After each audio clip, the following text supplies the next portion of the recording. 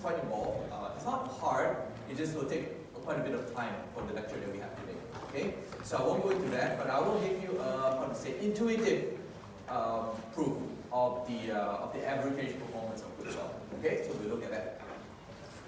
So, first question, did you do your homework? Did you revise the quicksort material in Visual Go? A, yes, I'm a champion. B, no, I got a bit lazy. C, kind of halfway. D, there was homework. So the reason we do this is to, okay, you've got already. The reason why we do this is to make sure that all your submission things are working. Alright, so just put in your answer. I'll wait till about 30. Okay, let's make sure that everyone can submit your results on Poly B. Okay, so if not, get it set up. So it's done. Wow, we have kind of uniform distribution, slightly uniform distribution. Only 19 so far. We'll log in. So last year we were trying Archipelago, which crashed sometimes, and the worst one I think was PeerQ, which just didn't work sometimes during lectures, which meant that we had to resort to the old school method where we put this things. Out of curiosity, how many people here have covered quicksort in a previous computer science class in NUS? Or maybe if you're from Poly. Has anybody covered quicksort before? No? One person. Okay. Anyone else? Okay, so this is the first time you're exposed to quicksort. 30, 27 in? Okay, so I think that's enough for us to get started. Okay, and of course the right answer is yes, I'm a champion. You should have revised the material and you go. Okay? Alright, so this was a problem that we covered last week with the customer loyalty rewards. Right? We just wanted a list of people, and this was basically a sorting problem. Right? This was a sorting problem, and then we learned about BOGO sort. We should BOGO sort, right? While items is not sorted, we permute the items. Right? That wasn't so great. We learned about how bad it was. Then we covered insertion sort. This was Naruto's solution. And then yesterday we talked about merge sort, right? So we played a little game and said that, okay, Homer is our company mascot. Merge sort was actually invented by John Boy Neumann in 1945. John Boy Neumann was one of the early computer scientists. He's regarded as, I think, the last of the great mathematicians, the last representative of the great mathematicians. John Boy Neumann is a very interesting character. He's a child prodigy. So when he was 6 years old, he could divide 8-digit numbers in his head. He could speak Greek at 8 years old. He spoke multiple languages. He invented. So the most common architecture today is the John Boy Neumann architecture. Right? The computers all today use, most of them use John Boy Neumann architectures. Okay, so John Boy Neumann made seminal contributions to computer science, and he's part of your your history, if you will. Computer science is your part of the descendants of John Boy Neumann and all the other great computer scientists that you will learn about in CS2040S. Okay? Although John Neumann's kind of hair is kind of similar to Homer's, they are completely different. Okay? Homer is an idiot, John Boy Neumann is a genius. Okay? And I don't use the term genius. I don't use it like how Apple uses it. Apple regards genius, but I think John Boy Neumann really deserves the title genius. Right? There's a person who deserves the title genius. Here are some quotes about John Boy Neumann by Hans Bethe. Hans Bethe was again one of these seminal people who made seminal contributions to physics. He was a Nobel laureate. He said, I have sometimes wondered whether a brain like von Neumann's does not replicate a species superior to that of man. Israel Haprin, who is a Canadian mathematician, said keeping up with him was impossible. The feeling was you were on a tricycle chasing a racing car. Edward Teller, who is another great physicist, said von Neumann would carry on a conversation with my 3-year-old son, and the two of them would talk as equals. And I sometimes wondered if he used the same principle when he talked to his son. Right? So von Neumann was a very, very, very intelligent person. He was at I think he went to the Princeton, right? Yeah. Okay, so merge sort is a nice example of which of the following strategies: A, divide and conquer; B, shock and awe; C, sum of all the things. So let's put that in. Quickly put that in. This should be easy. This is the warm-up question. Okay, is merge sort divide and conquer, shock and awe, solve all the things? Right. So which do you think it is? Hopefully, most of you would be putting in. Let's wait till at least we have 20 27 just now. All right? Okay. So I think most of you are getting that it is divide and conquer. It is not shock and awe, although it's quite shocking and awesome. And it's not solve all things, although that's definitely what we try to do. Okay, so it is divide and conquer. Okay, so excellent. All right. So divide and conquer, what were we doing?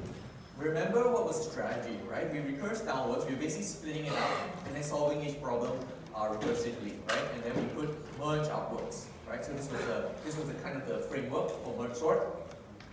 You see that merge sort consists of kind of three parts to it. We have a simple split, right? We're splitting just down the middle. This is a very trivial kind of split.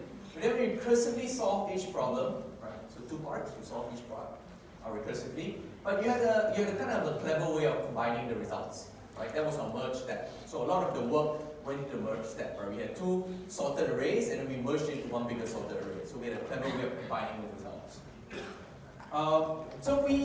Here we're going to come up with a different idea, right? Based on the same framework, all right? Here the new idea is this. We are going to use a very clever split, but a very simple combine. So this idea, we first pick a pivot, what we call a pivot, one of the elements in this array, and then we're going to rearrange the elements a little bit. Okay, we're going to rearrange the elements so that everything less than the pivot will appear on the left, and everything on the right of the pivot, everything on the right of the pivot will be greater than the pivot. Okay, so anything less than the pivot will appear on the left of the pivot. Anything that's greater than the pivot will appear on the right. All right, so that's going to be our clever split. All right. Then we're going to recursively solve this problem. Okay. So we do this all the way down until we get our single elements. All right. Once we get our single elements, combining it becomes quite easy. Combining it, all you need to do is just place it in. Okay, once we're done, we put it 1, 2, 3 is already sorted in order. Here, 1, 3, 2 has become sorted, so we just put it inside. Alright? So that's the key idea behind quicksort. Right? And it's a different way of sorting the arrays. Now that's the algorithm. It's a very simple algorithm. Looks somewhat similar to merge sort, except now, again, we're doing this clever split. Right? We're not splitting down the middle, we're doing a partitioning. Alright, so we learned about what the partitioning algorithm basically splits things larger than the pivot and smaller than the pivot. Okay, that's the idea. We call quicksort, and the combine is trivial. There is nothing to do at the combine stage because once you put it inside, it's already sorted. Okay, so that's quicksort into the code. Okay.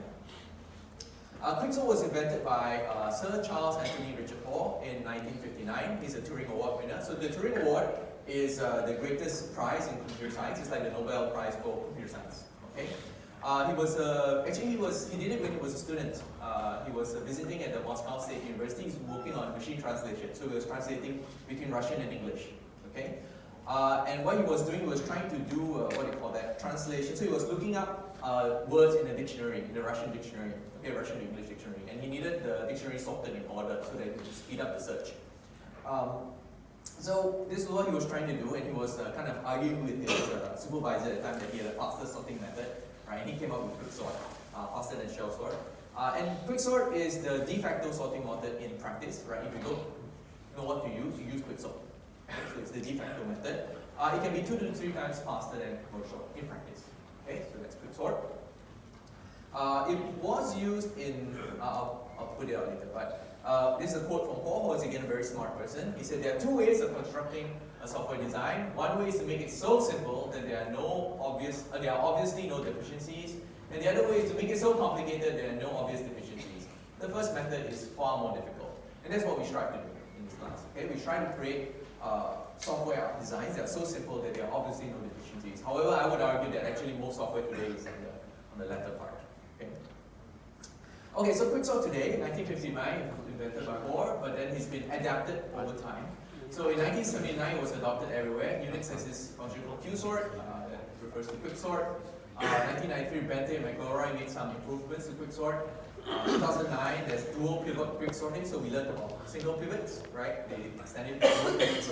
And this became the standard method in Java 7.8. Nowadays, I think you use timsort in Java, no longer quicksort, but timsort is we'll learn about a little bit of timsort later. And in 2012, there was a paper actually published still on quicksort, surprisingly, which is the average case analysis on Java's dual pivot quicksort, which was the best paper in SA, which is algorithms conference, right? So yeah, quicksort is still undergoing well. People still look at quicksort time to time, try to develop it further. There's even a quicksort t-shirt. So if you want to get one, you can register and try to get one of these t-shirts, or you can print it yourself nowadays, right? So there's a quicksort t-shirt. Okay, so quicksort today, it's easy to understand, as we just covered quicksort in the first, I think, what, 10 minutes of the class, right? You kind of know how it works in general, like, intuitively. It's kind of hard to implement correctly. You just have to make sure that you do it. It's kind of tricky to get everything right. We've learned it's hard to write correct programs, right? It's pretty hard to analyze because there's some randomization component in there, which is why we have to analyze it from the average case. We'll talk about it later. And it's pretty challenging to optimize. In fact, it does the vanilla version already does it very, very well. Okay, like this. So this is quicksort. This is what it looks like. Okay, so we just say if low, small, and high, we partition, then we call it recursively. Okay. So the key algorithm, as you might guess, is the partition function. Okay, so let's study the partition function. So the partition function, what does it do? It just moves, you pick it works around something called a pivot. A pivot is just one of the elements in the array. And we want all the elements smaller than the pivot to be on the left, all the elements bigger than the pivot to be on the right. That's all we want the partition function to do. Okay, that's the only thing we want the partition function to do. There are two different partition algorithms that are used commonly. One is by Lumoto and one is by Hall. Actually, when I was a student like you, sitting where you were, I studied this one. Okay, but this is more common nowadays. I believe people think it's easier to understand, so we will cover this in more detail. But just keep aware that there is a different one for Hall, and we will study a variation of this method at the end of today's class. Okay. So let's talk about Lumoto's algorithm a little bit. Okay. So let me give you the intuition behind the algorithm first, and then we'll look at the source code. Okay. So what is the intuition? So in the intuition, you want to start off by selecting a pivot. Okay. By convention, we will just pick the first element as the pivot. Okay. That's by convention. We just do that. And now everything else in the arrays are not looked at yet. We haven't looked at it. We don't know whether it's before or after pivot. Okay. Yeah. We don't know whether it's before or after pivot. And during the running, sorry. Let's go to after first. I'll tell you what you want. So remember what we want is that we want a pivot, we want everything before the pivot, and we want everything after the pivot to be respecting these properties, right? Smaller item before, the pivot, everything bigger after. And these things don't have to be in order, right? Okay, so during what we're going to do is we're going to maintain the pivot right in front, but we're going to have these elements, all the elements smaller than the pivot, right, will be in this branch, this block, less than or equal to m, this index m. Then there will be a second block with everything bigger or equal to the pivot. This is in I, right, up to I. And this is everything that we haven't examined yet. Okay, so that's basically how we will maintain all the elements in the array. So we will go through the array while making sure this property holds throughout. All right, so let's look at the source code, all right, and see whether we can make it to do that. All right, to make the source code do that. So let's start it up. First, this line just says, oh look, the pivot is the first element, easy. And then we're going to set m equals to low, all right, and I equals to low, all right, and there's a high element right at the end.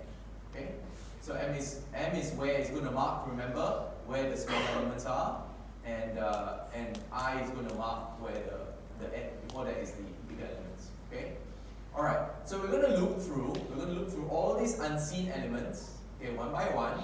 And we're going to check if the element is smaller than the pivot, what should you do? Alright, so if the element is smaller than the pivot, what should you do? So let's just see,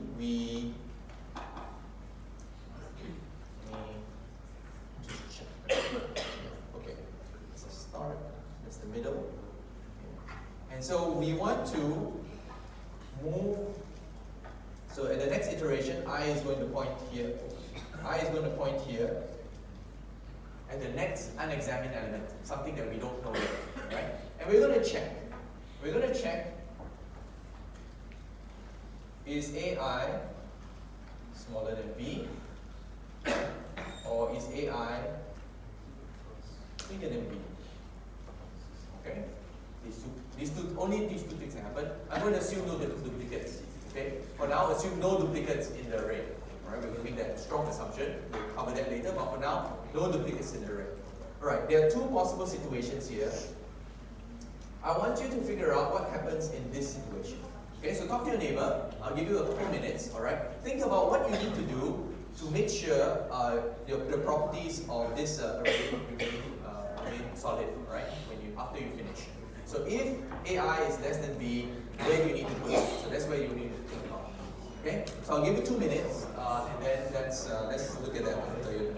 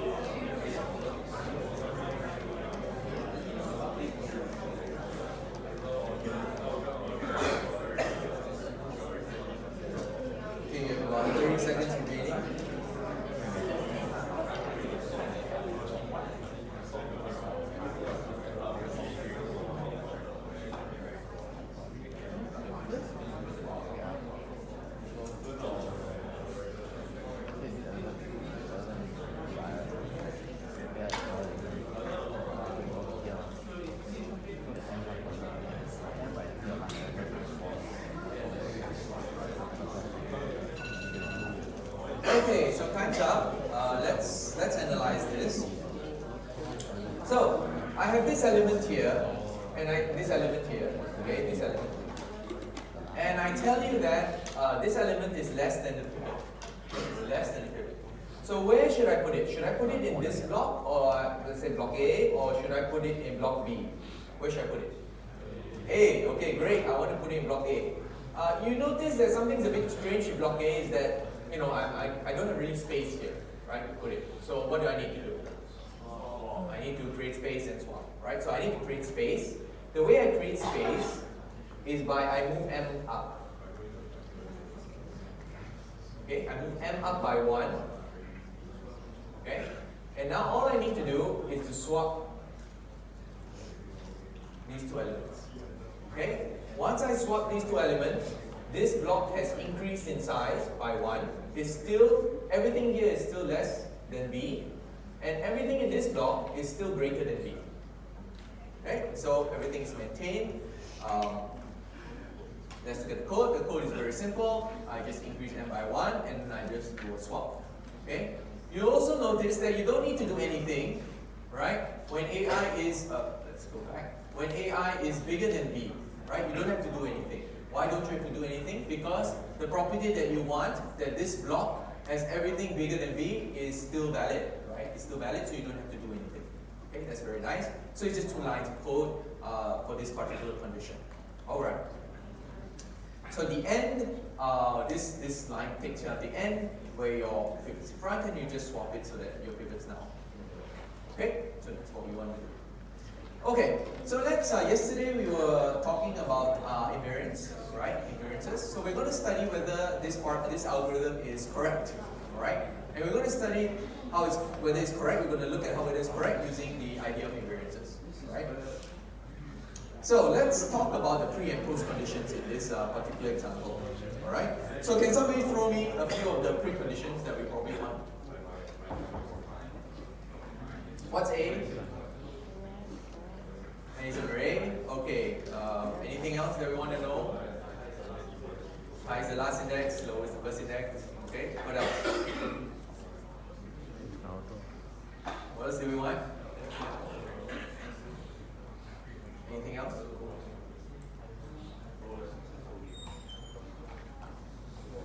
Okay. So these are going to be our preconditions. A is an array. All right. Low is bigger or equal to 0, less than high, smaller than the length of A. Alright, that's what we want.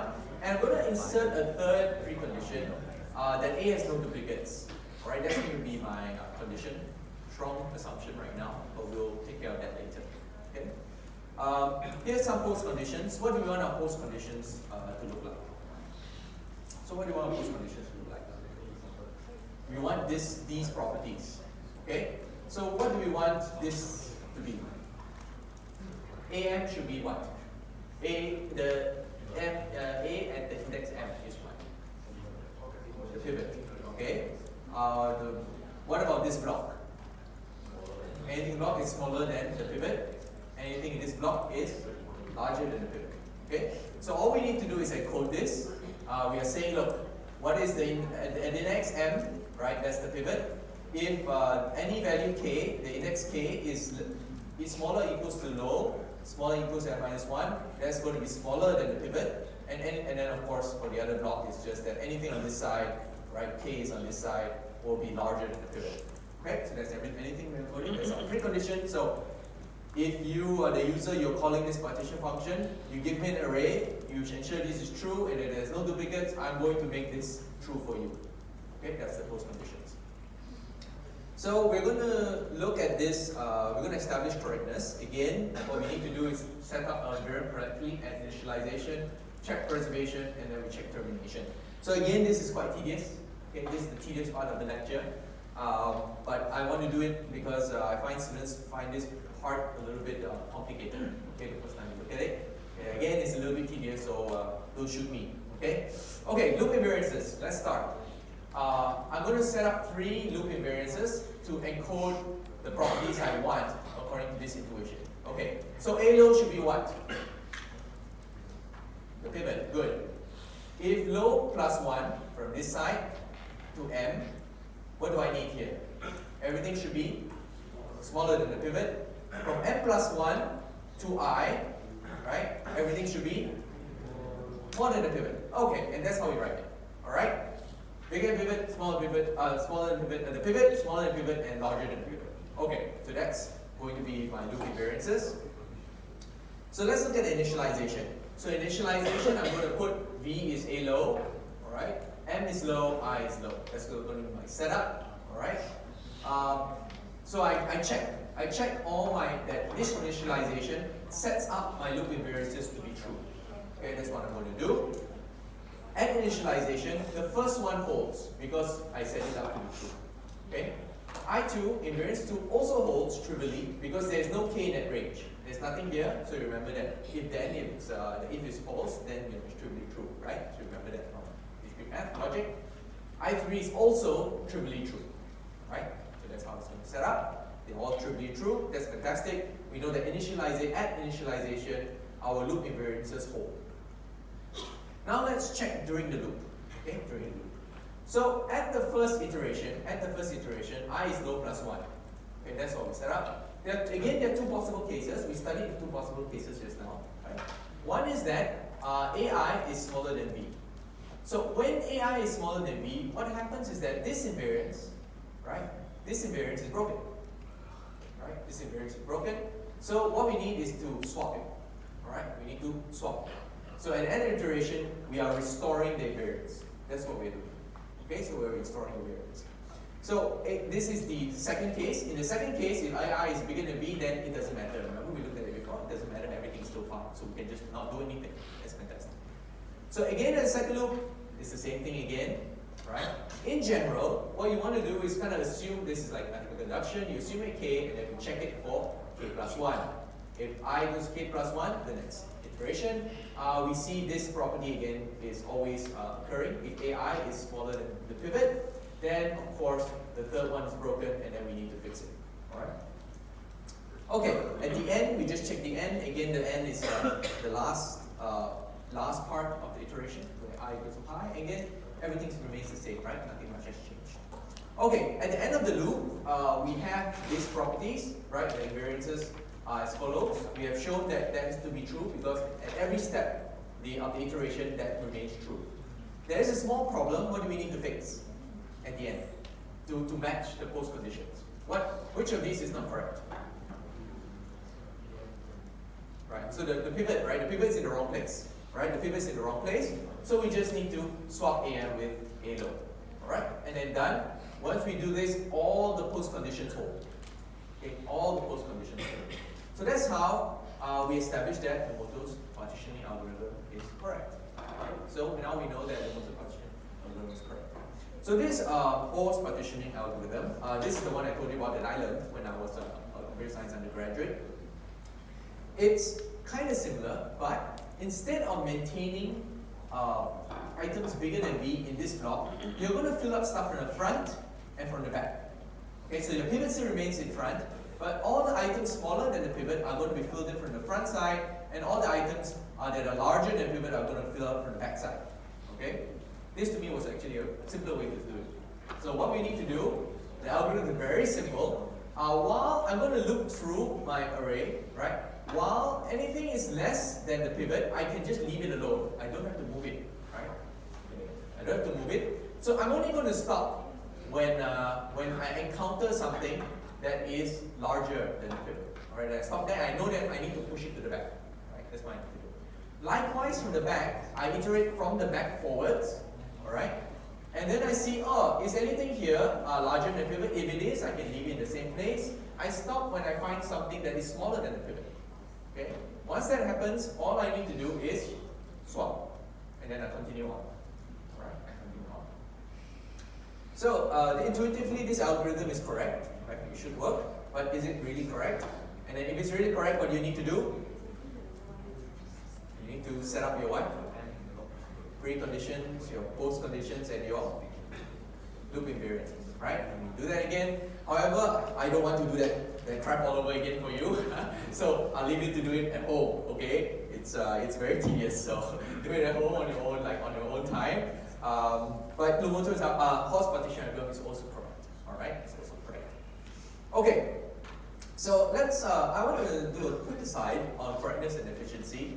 Like I said before, we want a correct efficient algorithm. That's kind of simple, right? We want correct efficient algorithm. We want this. We don't want inefficient, incorrect algorithms. This is slow and wrong, so we definitely don't want that. But sometimes you want, very often you will come up with correct, inefficient algorithms. This is usually the first naive algorithm you come up with. Sometimes that can lead to very efficient algorithms, okay? And sometimes these have particular properties that might be useful for that particular application. Okay? Maybe, how to say, time considerations are not important, space considerations are important.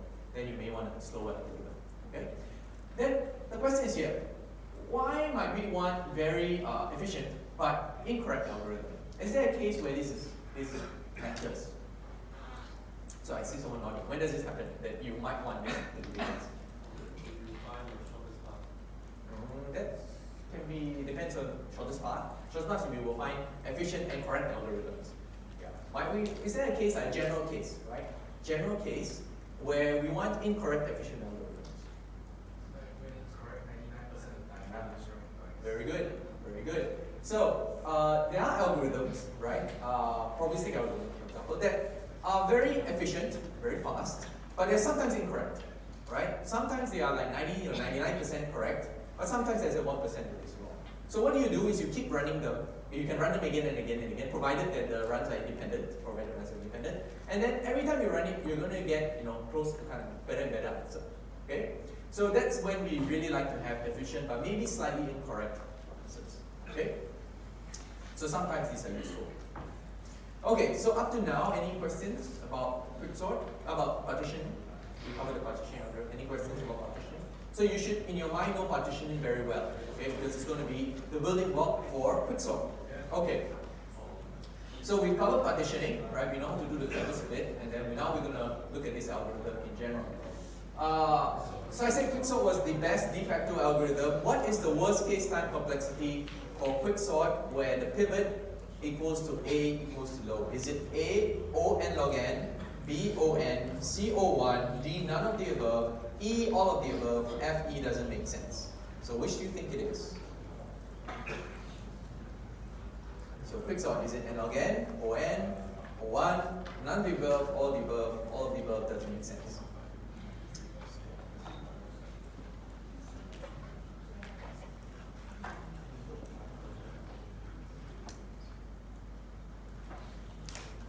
So I think it was yesterday we covered the lower bound for any comparison-based sorting algorithm. Is quicksort a comparison-based sorting algorithm? Yes, quicksort is a comparison-based sorting algorithm. Okay.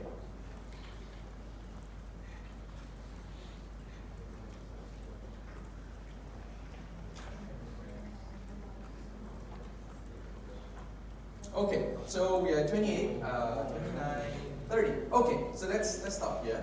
Let's see. We have the O n log n's and none of the above, kind of a tie, moderate tie. O n is 3, and all of the above doesn't make sense. That's 1%, I think. Good job. That's correct. Okay, so the right answer is actually none of the above.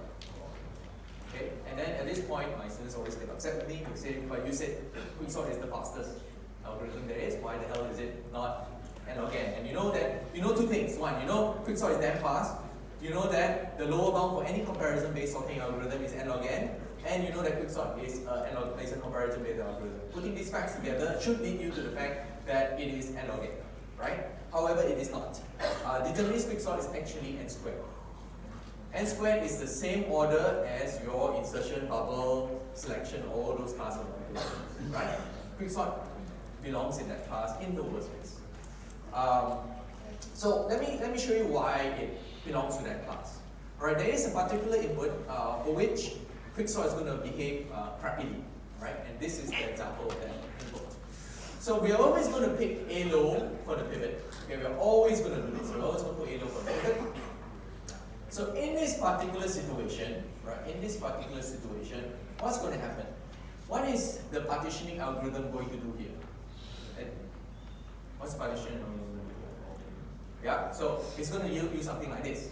All this stuff is less than the pivot, and the pivot's at the end. Okay, that's what's going to happen.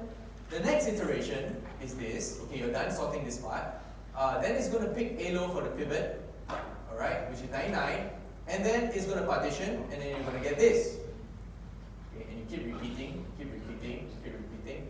There's a very bad effect here. The bad effect is that you're always just sorting one element at a time. Instead of having, a nice split, you're having a very terrible split, horrible split. You're always just splitting one element and the rest, one element and the rest. Okay. So each call to partition only sorts one element, which is not what we want, and it leads to a very not so nice recurrence relation. So which of the recurrence relations describes deterministic quicksort? Let's go over to have a chat with your friend next to you. Try to piece this together. Is it the time relation is 2 times n over 2 plus cn, 2 times n over 2 plus c, so there's no n here, right? This is n minus 1 plus t1 plus cn. This is n1 plus t1 plus c. And this one, hey, this is tricky. Okay, so what do you think it is?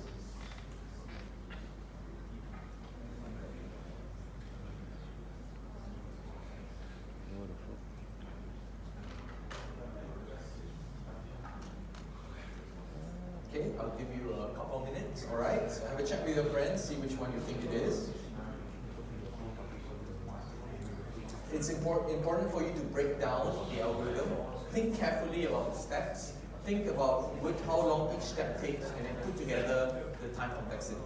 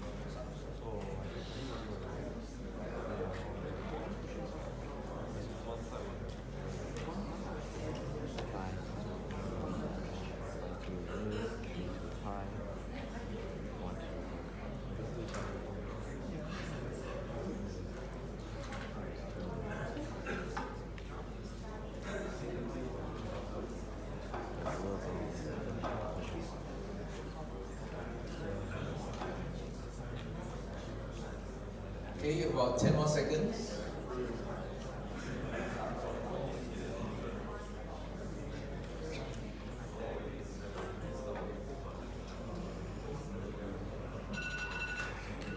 Okay, so let's look at this, right? So most of you have stated it is Tn minus 1 plus T1 plus Cn, right?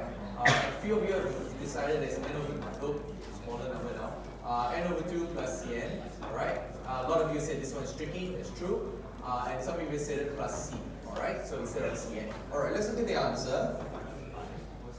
So the right answer is C, alright? It's C. So why is it C? It is C because in the worst case, remember we were talking in the worst case, one of it is very imbalanced, right? So one of it will be T, will only have one element, let's say this is this one.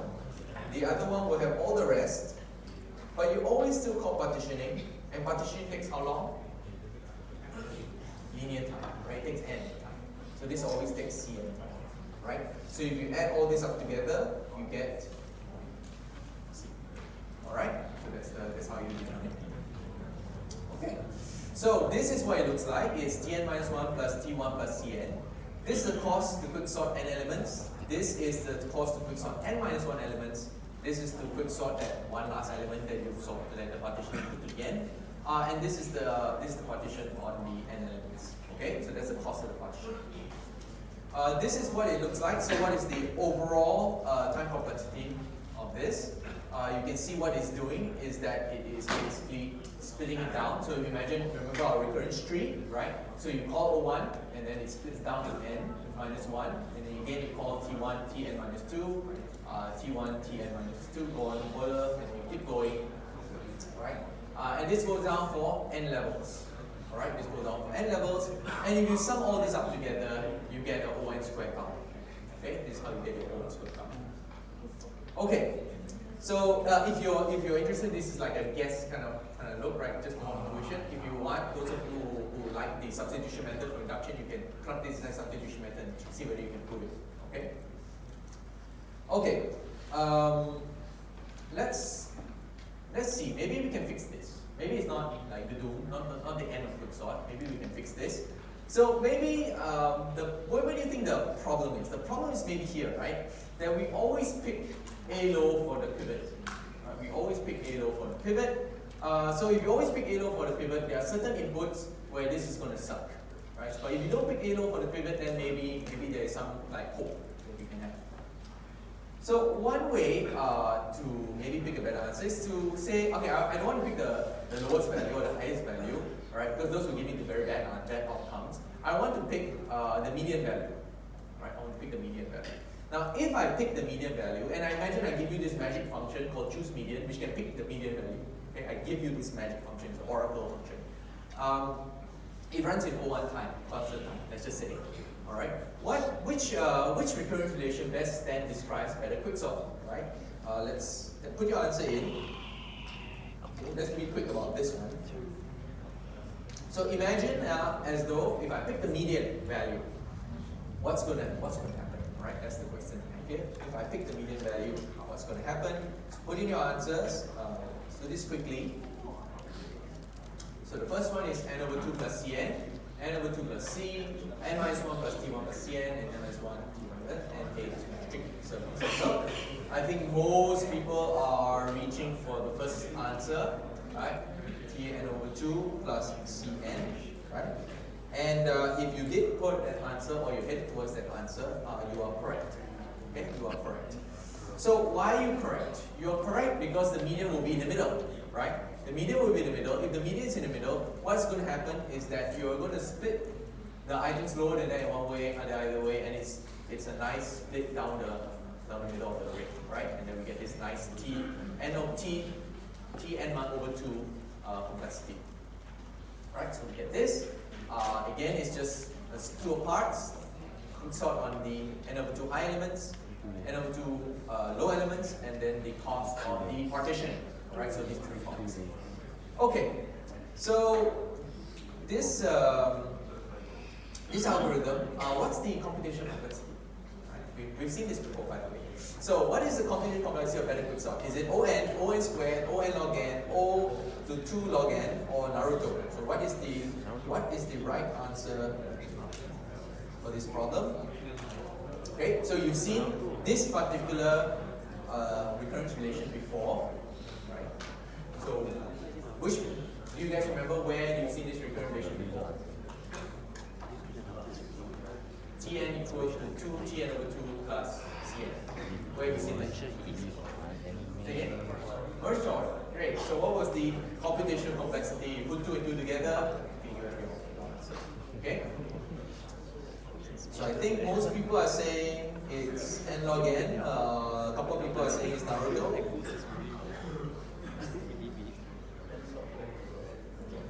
So we wait till 30. I think most of you are 30. One more person? Put in your answer. One more person? Okay, great. 80%. N log n. Okay. So great. The answer is n log n. Alright, you know it's n log n because you kind of see this before. So if we could choose the median element, everything's wonderful, right? There's a big problem with this. The big problem is that choosing the median element is actually quite hard. Okay, it's not easy to pick the median element. It's a challenge of its own, right? In fact, you will study an algorithm to find the median element next week in one of the, it's either DG or tomorrow. So next, my question is this. What if your split is not 50-50? Alright? The most wonderful thing is that your split is down the middle. But what if your split is not 50-50? What if your split is lopsided? But it's lopsided 10-90. Okay? So the smaller elements are, let's say, 10%, and the larger elements are 90% larger than 50%. Right? So it's a bit lopsided, but not as bad as the worst case. Right? Okay. So what is the computational complexity? The split is 1090. Is it O1, On log n, On to the power of 9 over 10, or none of the above? So why don't you put in your guess, or if you can work it out, that's great. And then we will look at the answer. Okay? What happens if your split is 9, 90, 10, or 10? If 90, 100, or 9, 10. So we have a thing, right? If your split is not completely even, right? It's a little bit lopsided, but the percentage lopsided. What can you do? So we seem like to have a slight race between the n log n's and the none of the aboves. Okay. Alright. So we are at most people are picking n log n, smaller number are picking none of the above. Okay, good. Let's have a look at what the answer is. Okay? The right answer is n log n. Right? So even though your split is lopsided, you can still get n log n time bound. So why is that? The more important question is why. Alright? You might guess the correct answer, but it's important to figure out why that is the right one. So let's have a look at this. So if it was a 90-10 split, alright, 90-10 split, this is going to be our recurrence relation. Right? Tn equals to T 1 over 10 times n, which is n over 10, right? Just 10% of the elements on one side, 90% of the elements on the other, right? Plus your call to your partitioning function. Okay? So this is going to be our recurrence relation. Right? So let's split it up. Remember, this is our recurrence tree. So this is going to be n, it's going to be Tn over 10, T 9n over 10. We do the split. This is going to cost us Cn, so this is going to be n over 10, this is 9 over 10, and then you make further calls, further splits. Okay? You make further splits down, right? Now, each line, each row. So how much work is done at this level? How much work is done at that level? N. Okay, how much work is done here? N. How much work is done here? N. How much work is done here? N. So each level, right, you're going to do n amount of work. Okay? N amount of work. The tougher question, of course, is how many levels? So how many levels do we need to go down in order to, because the height determines what I'm going to multiply n with, right? So what is going to be the height of this tree? So what do you think? What is the height of the tree? Okay, so let's look. So if we're going to look around one branch, right, one side. Okay, we're going to look down one side, this side, because this side is going to be the longer branch. Okay, it's going to be the longer branch. Because this is where all your 90% splits up. Okay, this is where all your 90% splits up, so it's going to be the longest branch down. Okay, so the question is, how are we going to solve this? How are we going to solve this? Have you seen something like that before? So what do you need to do, right? You need to write it in terms of like some height value h or some value k, you just pick a dummy variable. Okay? So can you try to do that? So talk to your friend next to you for like a minute, alright? Derive about, or rather, what should the height be in this case? Okay, I'll give you a minute. This is not hard, we've already seen it multiple times, so I want you to get some practice and look at this because you will see it again and again and again, so you need to learn how to do this.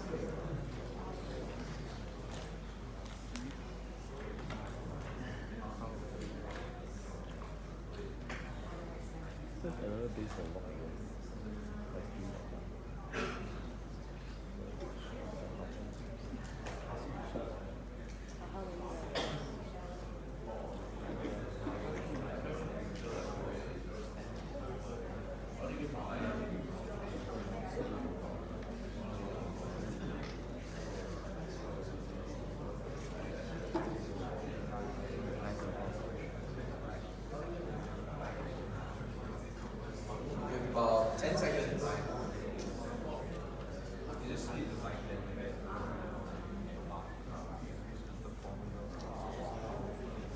Okay, time's up. Okay, so I'm sure if you write it out like this, you can see a pattern. So what's the pattern? If it's 9 over 10, this is 81 over 100. This is what? What should this be? Power? What do you think this is?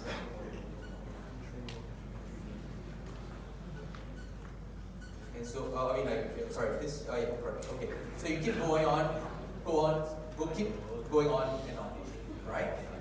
So this is what it's going to look like, right? This is what it's going to look like. You can get a pattern from here, right? You can imagine the pattern. It's up to some h. And you just need to set the h.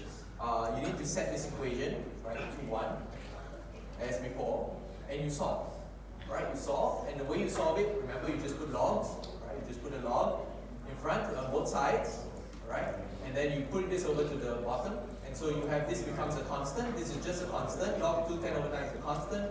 So our height is c log 2 of n, right? That's it. The height is just log, right? It's constant times log. So now you know that the height of this tree is constant times a log, right? So you need to sum this all up. That means that you just take Cn log n, and this is O of n log n, all right? So we're using the same trick that we studied yesterday in Marshall. Okay, nothing much more complicated than that. At this point, so we don't need exact 50-50 splits.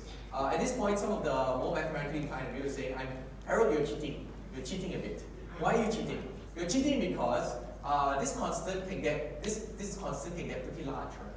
Because you can decide how to do the splits any way you like. Let's say you pick 99 and 1, right? Let's say 1% and 99%, right? Or 0.1% and 0.1%, 99.9%. You can choose any number you want and it'll still be log n, right? But your constant is getting larger and larger and larger each time. Okay, your constant is larger. So yes, this is a cheat, right? And if you want to know how to do the analysis the proper way, then refer to CLRS. Okay, it covers the real analysis. But this is kind of good enough for us, all right, for now. At least you can get an idea. What is done in practice is what we call randomized quicksort. What you would do is just you would just choose some random value in A. Okay, you will swap it with the pivot, swap it with the low element, and then you call partitioning. Okay, so what you're doing is basically you're partitioning around a random pivot. Okay, you pick some random element, you you do a partition on it. Okay. This is the key idea here. What's the intuition? The intuition is that if you randomly pick something, you're more likely going to pick something in the middle, right? You're very unlikely to pick the worst elements. That's the key idea. Okay, so that's the key idea. We won't analyze this. Like I said, it's a bit tricky. So we're going to study something a little bit easier called paranoid XOR. So this algorithm called paranoid for a reason. It's paranoid because what it's going to do is it's going to call randomized partition, right? Until it's happy. Okay, until that it has achieved this 10%, 90% split. Okay, so it's paranoid in that way. Okay, because now it knows that once you get this 10%, 90% split, you're fine. You can complete this again, but you need to do this multiple times. So then your bound becomes Tn over 10 plus Tn 9n over 10 plus n, because there's a number you're calling, the n is how much partitioning costs, and the number of times you have to do this, right? Number of times you have to do this do while loop. Alright, so that's going to be the key. We have to figure out how many times this particular chunk of code will run. So I make a claim. My claim is this, that you only need to do this a constant number of times, on average. It doesn't depend on n. Okay, it's just a constant number of times. In fact, you will see the constant is actually quite low. Alright, you'll see that the constant is quite low. So let's just say a good pivot, if it divides the array into two pieces, each of which is size at least n over 10, right? What's the probability of picking a good pivot? So what I mean by good pivot is something that doesn't lead you to anything worse than a 10-90 split. Okay, nothing that leads you to a 10-90 split. So what's the probability of picking a good pivot? So the one hint is consider this array. All right, which ones are the bad pivots and which ones are the good pivots? Okay, and then you can work it out. So A 1 over 10, B 2 over 10, so 20%, C 80%, D 1 over n, or E, what is the probability of me guessing the right answer? So let's have a look. Have a think, right? Use the put this back. So use this array. Okay, try to think about where the bad pivots are, which ones you definitely don't want to pick. All right, if this you had this array, and then you talk about where all the good ones are. And then by version you know where the good ones are. Okay. So let's have a look what people are putting in already. Very fast. Okay. Good. Okay. Let's wait a while more so that everyone has a chance to put the answer. Have a think. So the probability of picking a good pivot. Till 30.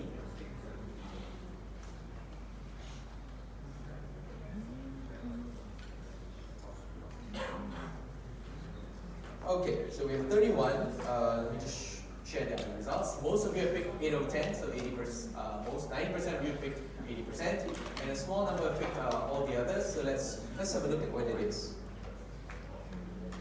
Okay, so question: where are the bad pivots? Where are the bad pivots? Given this array, which one you definitely don't want? 1 and 10, right? 1 and 10 are bad, right? You definitely don't want them. So these are the bad pivots. If those are the bad pivots, these ones are good. These ones are good. Okay? So what's the probability of picking one of these bad pivots is 2 over 10, right? So the probability of picking a good pivot is 1 minus 2 over 10, which is 8 over 10. Right? You have 80% chance of picking a good pivot. Alright, so P equals to 8 over 10. So if P equals to 8 over 10, then the expected time till you pick a good pivot, right? The way we're analyzing this is for this code to run in a small amount of time, you have to figure out how many times this runs. This stops when you find a good pivot. So we want to find how fast can you find it. What's the expected number of steps you need to take to find a good pivot? Okay? And the expected number of times, basically what we call the time to first hit, is just 1 over P. Alright? If your P is 8 over 10, then it's going to be 10 over 8, and that's smaller than 2. So the expected number of calls is smaller than 2, which is great, right? So on average, you need to call it less than 2 times in order for it to work, right?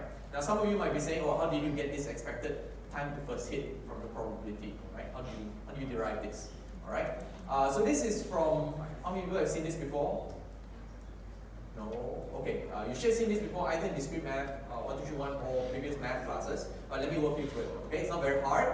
We are going to set up an equation in order to solve for this expected time hit, all right? So this is written here. Okay, so y is my expected time, is the time to the first hit. First hit means I find a good pivot. Alright, y is a random variable that's going to denote that. So that's going to the expected number of the expected number to your first hit, so the expected y, right, is one of two possible situations. One, with some probability I hit it already, alright, I hit it the first time with probability p, or I don't hit it with probability p, right? So it's 1 minus p times by this expected value plus 1, because I need to do it again, right? I need to at least do it again, right? So I'm setting this up, this equation up, and then I'm just going to expand it out, right, and solve it. Okay, so I'm going to expand it out until it looks like this. If you rearrange the terms and you solve, you will get this result. Okay, you can do it at home, but it's very straightforward. You just expand EPP, put all the e's on one side, and you will find that it just is equivalent to 1 over p. Alright, you can do it yourself. It's very straightforward. So this is a way that you can, it's a nice trick to figure out what the expected, a nice proof for how you compute out the expected time to your first hit. Okay, but after you did it the first time, you will remember, and you will just remember that it's always just 1 over p. Okay, alright. So that's how we prove it. In fact, we've shown that this actually requires, on average, less than 2 calls. Okay, less than 2 calls. And so this, we're going to plug it in here. That's 2n. And so this bound is actually n log n. Right? This is just c. So this is n log n. Right? That's going to be our bound. Okay, so in grade, we don't need median splits. Right? Splitting 1090 is good enough. We can get this n log n bound. We don't need this 50% split. We can get pretty close, and that's already going to work very well in practice. Okay. In practice, the performance of quicksort is faster than that of merge sort. Here you can see on a home computer. This is from the Princeton slides, right? Insertion sort takes, let's say, a billion. Your array size is a billion. It's going to take about 317 years. Merge sort is going to take 18 minutes, and quicksort is going to take 12 minutes. Okay. The supercomputer is going to take a week, and this is going to be instant, and this is going to be instant, right? So quicksort is definitely a de facto kind of algorithm, provided you analyze it correctly. Okay. I've kind of assumed something serious in my earlier derivations. What was my assumption? There was one assumption I said. No duplicates. Thank you. No duplicates. I said that there are no duplicates, and this is not true, right? In general, I'm going to skip this question because someone answered it. But this is the most unreasonable precondition, right? How is it that I'm going to tell somebody, no, your array cannot have any duplicates? I cannot store anything in duplicates. That's kind of a stupid thing to say, right? So we're going to have to address this problem. So this is duplicates are everywhere, right? Like I said, like you want to sort this class by age. I mean, all of you are on the same age, so it's going to be pretty hard to do that if I can't sort by duplicates. Flights by departure, city, product mentor, so on and so forth. You can have a billion examples where you need to sort by duplicates. Okay. There is a particular problem with handling duplicates in our setup, right? If I recall the partitioning algorithm on this array, what happens? What happens if I call the partitioning on this array? I get this, right? I get this, which is Saki again. Right? This is Saki. And I call randomized quicksort using on this array full of duplicates. What happens? Well, it's going to look like this, right? I'm always going to end up with putting one element, sorting that one element, and having to sort the rest. Again, this is the bad pattern that we had earlier before. With this reduces quicksort from being a very nice algorithm to a pretty shitty algorithm. Right? So duplicates are not well handled. This was actually a beautiful bug report. It was filed in 1991. Right? Quicksort was taking minutes instead of seconds because of duplicates. All right? And you can create this on the older quicksort, or if you code one up on your own, right? Without handling duplicates correctly, you're going to have this kind of problem. So you can try it on this particular piece of code. This generates this organ pipe input. It looks like this. Okay, some number and then the reverse. And these are the timings, right? Just now I said in thousands it should take what? Instant or on the order of seconds. Here it's taking 85 seconds, right? More than a minute to solve this, which is way too long for very, very small amount of things. So this was a big problem. And the way to solve this, I think a very elegant way to solve this is to partition things correctly. Alright, so that's what we're going to look at. We're going to learn how to partition things correctly. This is called the Dutch national flag problem, because what we want is we have all these inputs, things which are larger than an array, or sorry, let's say red is smaller than an array, smaller than your pivot. White is your pivot, blue is larger than your pivot. Okay? Then if you arrange things, it looks like the Dutch national flag, which is why it's called the Dutch national flag problem. Okay, so that's why it's called that. It was invented by Dijkstra. Dijkstra is quite a character. We will meet him again after recess week when we talk about graphs. Dijkstra is very famous for having a Dijkstra shortest path algorithm, and we'll study what the shortest path algorithm is. Okay, so this algorithm is a little bit different, right? In that it will have everything where the pivot, right? Everything that's equal to the pivot will be in the middle. Everything smaller than the pivot will be smaller than B. Everything bigger than the pivot will be on this side. Okay, so that's going to be what we're going to set up, right?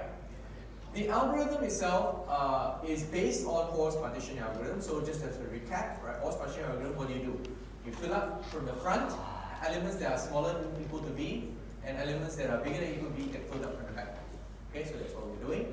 Right? Very simple, straightforward algorithm. And at the end, you swap to make sure your pivot's in the right place. Okay. So the partitioning is very simple. We're just going to do almost exactly the same thing, except that we have this this extra portion in the middle. So remember, just now we only had smaller than B and bigger than B. Now we have equals to B, right? Parts which are equal to B, which are in the middle. So now this, let's run through this. Wait, give me a second. Let me just do this. Okay. So I'm going to give you the idea first, and then we'll look at the code. Okay, we'll give you the idea first, and we'll look at the code. So now I has let's say we're looking at this element. This is the element that now we have to examine. Okay. There are three possible cases for this element. Right? What are the three possible cases?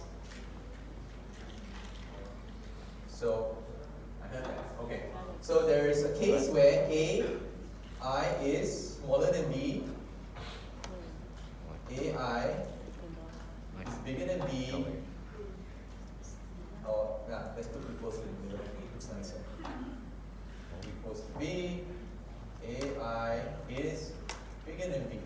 Alright, so you have these three possible cases. Let's take this case first. Right? If AI is equal to B, do I need to do anything? No, right? My property holds, right? I just enlarge this block. Right? So I just move I and then I'm fine. Okay. So now let's look at the more complicated settings. Let's look at AI is smaller than B. Right? So what do I need to swap with? Right. So I need to swap with this guy, wherever LT is pointing to. Right? So that's all I need to do. I need to swap AI. Right? Basically, I'm going to swap these two with ALT. And then what do I need to do after that? I'm not done. I need to move my bounds to be correct. So do I need to move LT? Yes, I need to move LT by 1, right? So I need to move LT here. And I need to move it as well to look at the next element. Alright? So, okay, I'm good. LT plus 1, plus plus, I plus plus to get the next one. Okay, so now let's look at the other case. Let's get rid of this. Let's look at the other case.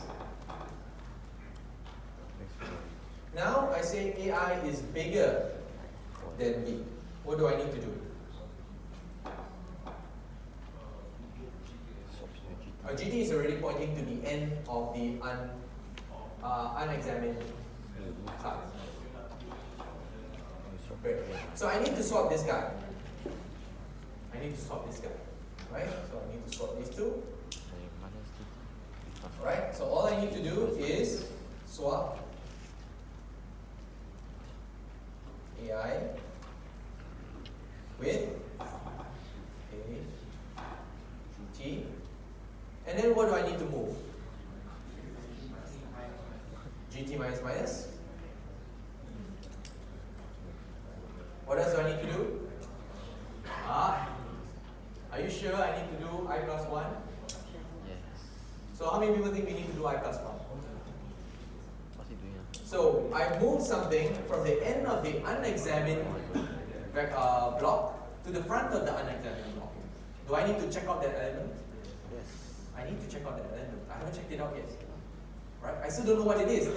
This is unknown to me. You know, I don't know whether it's actually larger or smaller. I just know that this, whatever was here, was definitely larger. Okay? So if I swap it, this element that goes here is still unknown to me. So I can't move I. Alright? I remains where it is. Okay? Alright. So that's going to be the code. Alright? That's what it looks like. Alright? You can see that in this case, I++ LT++, but in this case, I doesn't move. Okay? I doesn't move. So that's the basic algorithm. If you want to, you can. All you need to do then is to substitute this portion back into the partitioning code. All right, and then this is your quicksort algorithm using the Dutch national flag kind of algorithm or something. Okay, so that's going to be a cell. This is three-way partitioning plus quicksort, and it handles duplicates for the pivot. Okay, it handles duplicates for the pivot. Here's the last question. Okay, last question for you before we break for today. Is quicksort stable? So I haven't talked about stability yet. I presume you covered stability in your previous 111 stability? Not yet. Okay, you covered stability more during discussion group. You should have covered stability already. Stability is when you have a particular array. Let's say this is my son, this is me, and this is my wife. Okay, I have a daughter, but I haven't updated my slide yet. Okay, so I'm not excluding her. It's just I haven't updated my slide yet. I will do it at some point. Her name is Anne-Marie. It complicates things even more. But okay, let's just say the array is just this. Okay, a stable sort will, and I'm only sorting by last name. Okay, I'm only sorting by last name. A stable sort will preserve the order of the elements as they appear in the matrix, in the vector, sorry, in the array, right? In the array after the sort. So, for example, here you notice Aaron comes before Harold, but they are put to the back, right? In stable sorting, Aaron still appears before Harold, right? But Chan Hazel goes to the front. Unstable sorts can swap the two. Okay, there are no guarantees that they can be swapped. Okay, so that's unstable sorting. So why are stable sorts important? So stable sorts are important because you may do this first. You may first sort by first name and then you sort by last name. If you sort by first name, last name, you want to preserve the first sort that you did. Right? So stable sorts are important for this kind of thing. You can chain them together. But if your sort is unstable, you can't do this. Okay? You have no guarantees. Alright? So here's a question. Is quicksort stable? A, yes. B, no. C, who knows? D, stable as an IKEA table. So let's have a look. So ring one. Next one. Okay. So do you think quicksort is stable? Alright, do you think quicksort is stable? Okay, so try to piece it together. When you ask these kind of questions, the important thing is to try to come up with examples or a proof that it's stable or a counterexample showing that it's not stable. Right? There is some input that you have where it's not going to yield the proper result. So we are at 6. I'll stop at 30 as usual. What's last name? Okay, so I think most people put in your results. You can put in more if you want. Most people are saying no, it's not stable. Some people say yes, some people say who knows, some people say yes, it's like the IKEA table. I presume this means no, by the way. So a lot of you get around, so 80 something percent. Okay, so the right answer is no. It's not a stable algorithm. It's not a stable sorting algorithm.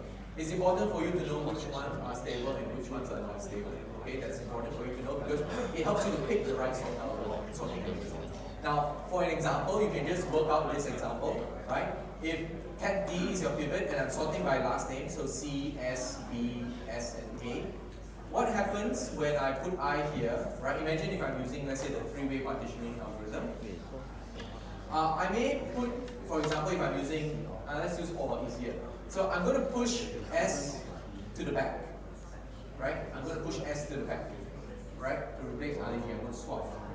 So now, sort A will happen before sort H, right? Even though in the original array, sort H comes before sort A, right? So this has gone to the back. This one will never be swapped to the back after sort H. So you will never get it back to the right order, okay? So this is an example where that shows you that actually quicksort is not stable, right? It doesn't result in stable sort.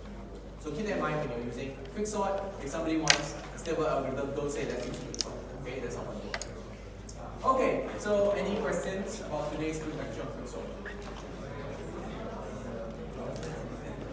Okay, so today you should be able now to describe how quicksort works and what it does.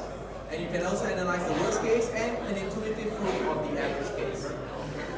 Hey guys, don't get over. A little bit more. Come on, a little bit more. I'll let you go in now in a minute. So just remember what divide and conquer does. Divide and conquer is applied in all of today's all of yesterday's and today's algorithms. Okay, divide and conquer was applied widely. Right? Again, remember to set up your variances to match your previous conditions. And a bad worst case doesn't mean a bad algorithm. Quicksort is a quintessential example for this. In deterministic quicksort is O(n) squared, right? That's the worst case. But on average, it's n log n. Okay, on average, it's n log n. It performs much better in practice than on short. Just remember your quiz, and before next lecture, please go through the heaps. We'll be talking about heaps, and we'll cover more heaps in this. Okay, it's up to heap sort. Alright, heap sort. Okay, if there are no questions, I'll be here for questions. If no questions, please see you next week.